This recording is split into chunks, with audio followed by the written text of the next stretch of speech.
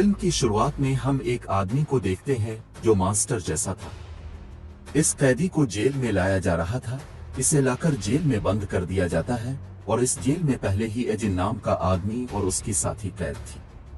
वो मास्टर आदमी आते ही इन दोनों को अपना गुलाम बनने का कहता है। यहीं पर एजिन इस मास्टर से कहता है कि नहीं, ये बात मेरी साथी होल्गा को पसंद नहीं आएगी। तो फिर होल्गा इस मास्टर आदमी पर हमला करके इसे मार देती है। अगले दिन ये दोनों बाकी कैदियों के साथ काम करते हैं और कुछ दिन के बाद दोनों को अदालत में जज के सामने पेश किया जाता है। जज इनसे पूछते हैं कि आखिर तुम दोनों को इतनी जल्दी क्यों छोड़ा जाए? क्या तुमने जेल में रहकर कोई अच्छा काम किया है? यहाँ पर एजिन अपनी पुरानी जिंदगी के बारे में बताता है। यहीं से कहानी गुजरे हुए वक्त में जाती है जब एजिन एक कबीले में रहा करता था और बहुत ही अच्छा इंसान था। उसका काम वहां पर चोरों को पकड़ने का था। फिर इसे इस कबीले की लड़की से प्यार हो गया। कुछ सालों बाद दोनों ने शादी कर ली। उनके यहाँ बेटी हुई और वो हंसी खुशी तीनों जिंदगी गुजार रहे थे। एक दिन एजिन के पकड़े हुए चोर ने उसकी बीवी को मार दिया, मगर वो उसकी बेटी को कुछ न कर सके क्योंकि एजिन की बीवी ने अपनी बेटी को छुपा दिया था। वो अब बिल्कुल अकेला हो चुका था। फिर वहां पर उसे होल्गा मिल जाती है जिसने इसकी बेटी का ख्याल रखा। ये दोनों बहन भाइयों की तरह रहने लगे। इसकी बेटी भी बड़ी हो जाती है, मगर उनकी जिंदगी में बहुत सी मुश्किलात आने लगी और उन्हीं मुश्किलों को दूर करने के लिए उन्होंने चोरियां करना शुरू कर दी। उनका साथ एक लड़का जादूगर भी देने लगा और साथ ही उनकी टीम में एक और आदमी शामिल हो गया जिसका नाम फोर्ज होता है। एक दिन चोरी करते हुए होल्गा को एक हार मिलता है जो बहुत ताकतवर था। इसमें अलग ही ताकत थी। वो किसी को भी गायब कर सकता था, इसीलिए होल्गा वह हार एजिन की बेटी को पहना देती है। इसके बाद उन्हें एक लड़की मिल जाती है जो रेड विजर्ड, एक लाल जादूगिरनी थी।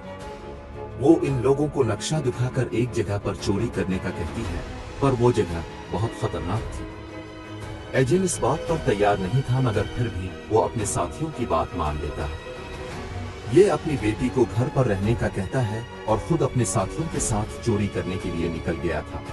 उन्हें यहाँ पर एक जादुई डिवाइस को चोरी करना था जो मुर्दा इंसानों को जिंदा कर सकती थी। एजिन इसे चोरी तो कर लेता है, मगर वहां पर गार्ड्स आ जाते हैं।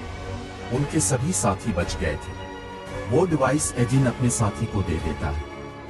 वो तो वहां से चले गए थे, मगर उन सब में होल्गा और एजिन फंस गए थे और इसी चोरी के जुर्म में वो जेल में थे।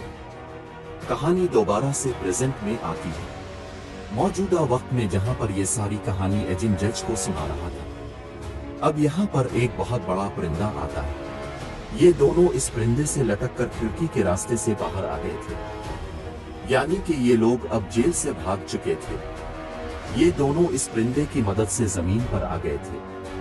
फिर वो अपने गांव में पहुंच जाते हैं जहां पर उन्हें अपने साथी फोर्ज को ढूंढना था, जिनके पास वही जादुई डिवाइस और उनका चोरी किया हुआ खजाना था, और वो फोर्ज को ढूंढकर इससे ये सब कुछ लेना चाहते थे। एजिन इस डिवाइस से अपनी बीवी को दोबारा जिंदा करना चाहता था और साथ ही उसकी बेटी भी इसके कब्जे में थी। अब ये इसका पता करके एक होटल में आते हैं। तभी उन्हें वहां पड़ा हुआ एक कागज नजर आता है जिसमें फोर्ज की तस्वीर बनी हुई थी और साथ में ये भी लिखा हुआ था कि अब वो एक शहर का राजा बन चुका है। ये सारा पता करके अब वो इसके महल में जाते हैं जहां पर एजिन अपनी बेटी से मिलता है। वो बताती है कि फोर्ज एक अच्छा इंसान है, इसने अब के पीछे मेरा बहुत ख्याल रखा है। ये सब सुनकर एजिन अब फोर्ज से मिलता है जो अपने बारे में बताता है कि मैं अब इस शहर का राजा बन चुका हूँ और इस काम में हमारी साथी लाल जादूगरनी ने बहुत मदद की। जब वो ये बात सुनते हैं तो दोनों को बहुत गुस्सा आ जाता है क्योंकि लाल जादूगरनी की वजह से इन दोनों को जेल हुई थी। उनका चोरी करने का मकसद दरअसल लाल जादूगरनी को वहां से जादुई सीन चाहिए था, जिसके जादू से इसने फोर्ज को भी राजा बना दिया था। अब यहाँ पर फोर्ज उन्हें उनकी तस्वीर दिखाता है और ये कहता है कि तुम लोग झूठ बोल रहे हो कि तुम्हें जेल से रिहाई मिल गई। वो कहता है कि नहीं, मेरा ये मकसद नहीं था, मैं तो सिर्फ इस जादुई डिवाइस की मदद से तुम्हारी माँ को जिंदा करना चाहता था। फोर्ज कहता है कि ऐसा कुछ नहीं है और मैं तुम्हें वो डिवाइस कभी नहीं दूंगा, क्योंकि इसकी मदद से मैं बहुत बड़ी गेम बनाने वाला हूँ। इतना बताकर लाल जादूगरनी अपने जादू से दोनों को फ्रीज कर देती है। इसने उन्हें जमा दिया है। उन्हें वो जेल में बंद कर देते हैं। मगर होलगा उधर गार्ड पर हमला करती है, जिसके बाद वो दोनों वहां से भाग गए थे। इन सब के बाद उन्हें यह सोचना था कि आगे उन्हें क्या करना है। उनका मकसद अब फोर्ज से उनका चराया हुआ खजाना और इस जादुई डिवाइस को लेने का था, ताकि एजिन अपनी बेटी के सामने इसकी सच्चाई रख सके। अब ये दोनों अपने उसी पुराने साथी लड़के जादूगर के पास जाते, जो लोगों को छोटे मोटे जादू से लुत्फ अंदोज कर रहा था। मगर जल्दी वहां के लोगों को पता चल जाता है कि वो तो अपने जादू से लोगों के जेवरात को चरा रहा था।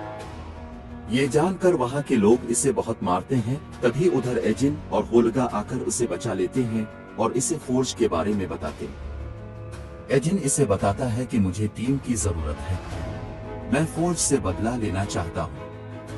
ये प्लान इस जादूगर लड़के को खतरनाक भी लगता है, मगर फिर भी वो उनकी मदद करने के लिए तैयार हो गया था।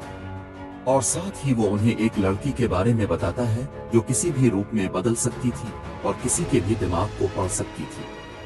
वो कहता है कि वो हमारी मदद कर सकती है। और अब जब वो रास्ते में जा रहे होते हैं तो कुछ लोग एक लड़की को मार रहे होते हैं। तभी वहां पर एक घोड़ा बहुत बड़ा बीस्ट, बहुत बड़े मास्टर में बदल गया था और इस लड़की को बचा कर ले जाता है।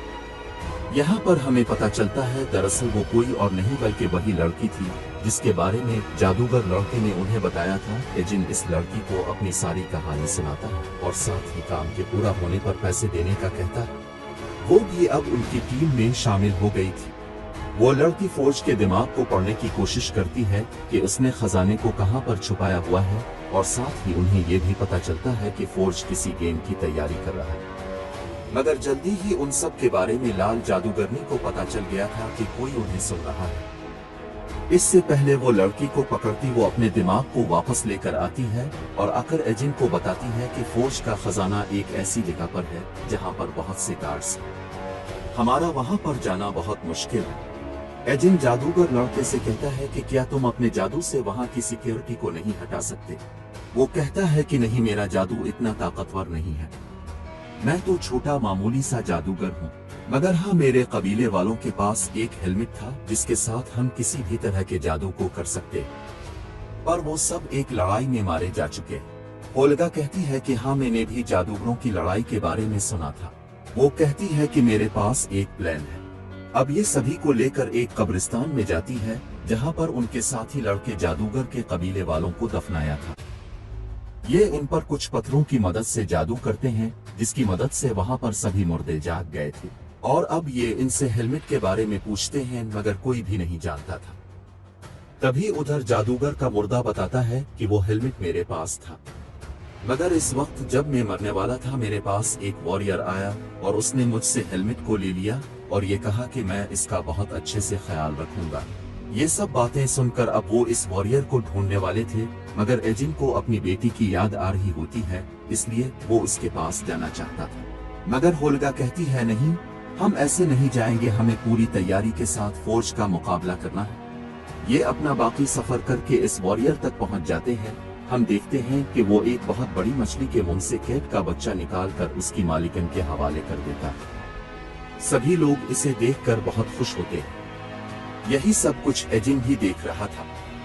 अब ये इस वॉरियर के पास आता है और उनका साथी जादूगर लड़का अपने हेलमेट के बारे में पूछता है, जिस पर यह बताता है कि हाँ, इस वक्त लड़ाई के दौरान वो मेरे पास ही है, जिसको मैंने जादूगरों के घर के नीचे छुपा दिया था कि वो बुरे हाथों में ना आए। एजिन कहता है मगर अब हमें इसकी जरूरत है।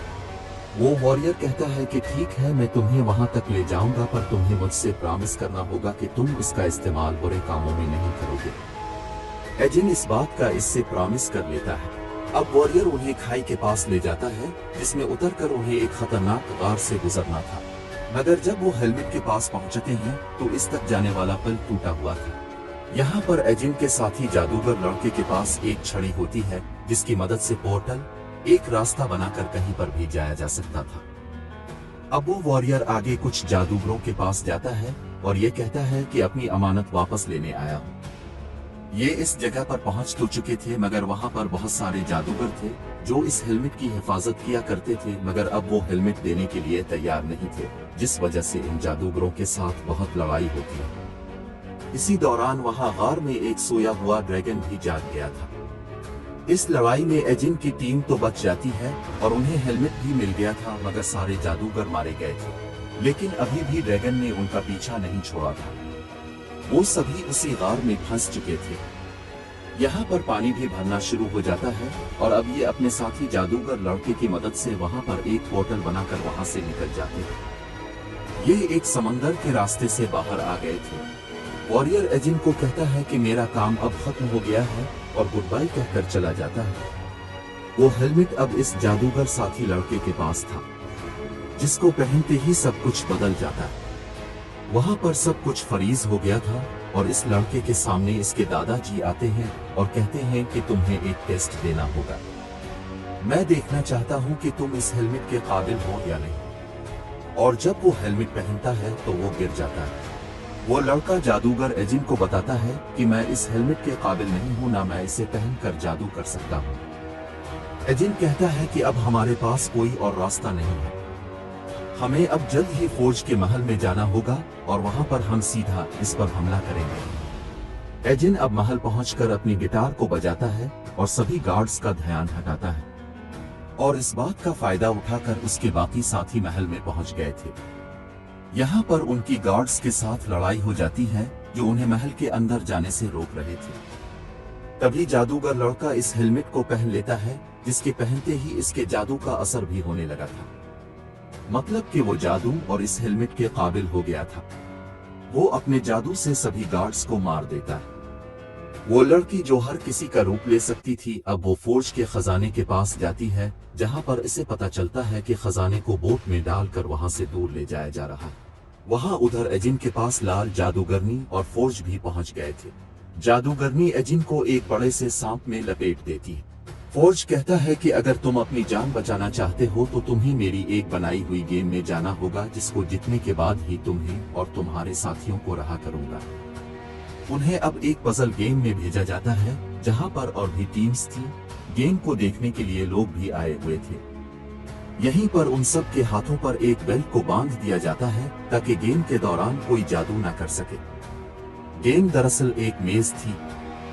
यहाँ पर रूप बदलने वाली लड़की कहती है कि फोर्ज यहाँ से खजाने को कहीं और भेज रहा है और हमें जल्द ही यहाँ से बाहर निकलना होगा। अब ये इस मेज में एक खतरनाक मास्टर को भी छोड़ देते हैं। उनके अब यहाँ से निकलने का कोई रास्ता नहीं था। उनको यहाँ पर हथियार भी दिए जाते हैं। एजिन को ये बात जल्दी समझ आ जाती है जब वो अपने आगे बहुत बड़े पिंजरे में कुछ लोगों को कैद देखता है कि अब वो यहाँ से नहीं निकल सकता। तभी वो लड़की जो किसी का भी रूप ले सकती थी, इसे याद आया कि इसने यहाँ पर एक पोर्टल को देखा था। वो उन्हें यहाँ से निकालकर एक महफूज जगह पर ले आई थी और फिर ये उसी बोट तक पहुँच जाते हैं जिसमें फोर्ज का खजाना ले जाया जा रहा था। एजिन को वो जादुई डिवाइस भी मिल गई थी, जिसकी मदद से वो अपनी बीवी को जिंदा करना चाहता था। तभी उधर फोर्ज आ जाता है, जिसके पास एजिन की बेटी थी। वो उसे मारने की धमकी देता है, मगर यहाँ पर होल्गा इस पर कोई चीज फेंकती है, जिसकी मदद से इसने एजिन की बेटी को बचा लिया था। इधर लाल जादूगरनी जादुई सीन से यहाँ पर जितने भी लोग थे, इनको ज़ोंबीज बनाना चाहती थी। वो लाल धुएं को हर तरफ बखेर देती है। इस बात का पता जब एजिन की टीम को चलता है तो वो फोर्ज का सारा खजाना लोगों में बखेर देते, जिससे अफरा तफरी मच गई थी। और यही वजह थी कि लाल जादूगरनी का प्लान कामयाब नहीं होता। ओल्गा भी इस लॉकेट को एजिन की बेटी को पहना देती है, जिससे वो गायब हो गई थी और एक महफूज जगह पर चली जाती है। अब यहाँ पर लाल जादूगरनी एजिन की भी टीम पर हमला करती है। ये सब भी इस पर हमला कर रहे थे।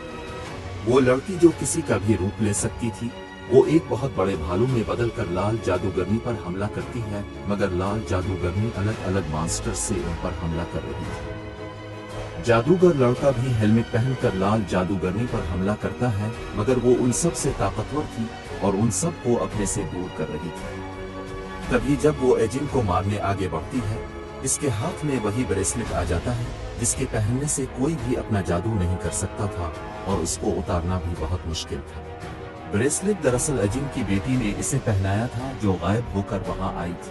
वो लड़की जिसने भालू का रूप लिया था वो इसे उठाकर दूर फेंकती है, जिससे वो जादूगरनी खत्म हो जाती है। इस लड़ाई में होल्गा भी जख्मी हो गई थी क्योंकि इसे चाकू लगा था, वो मरने वाली थी। जादूगर लड़का कहता है कि मैं भी होल्गा की मदद नहीं कर सकता। होल्गा की सांसें रुक रही थी। ये देखकर एजिन की बेटी बहुत रोती है क्योंकि इसे पालने वाली वही थी। अब उसी जादुई डिवाइस का इस्तेमाल करके एजिन होल्गा को दोबारा जिंदा कर देता है, जो वो अपनी बीवी पर इस्तेमाल करने वाला था।